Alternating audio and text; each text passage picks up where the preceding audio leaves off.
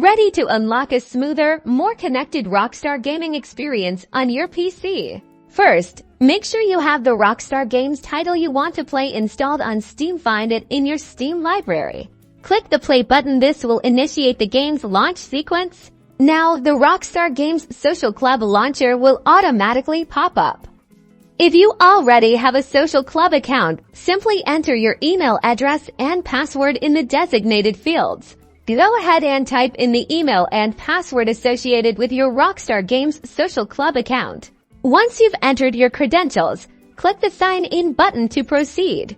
If you don't have an account, you can easily create one by clicking Sign Up and filling out the required information. Make sure to verify your email address afterwards. Depending on whether this is your first time linking accounts, you might see a prompt asking if you want to link your Steam account to your Rockstar Games Social Club account. If so, click Link Accounts. This will help them share data with each other.